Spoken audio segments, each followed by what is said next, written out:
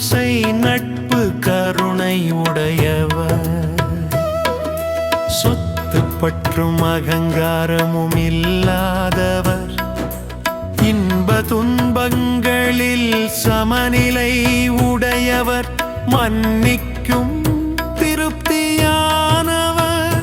மனமும் புத்தியும் என்னில் நிலைத்தவர். யாருக்கும் இடையூறாக இல்லாதவர்.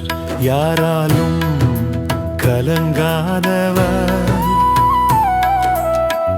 பயமும் கவலையும் இல்லாதவர்.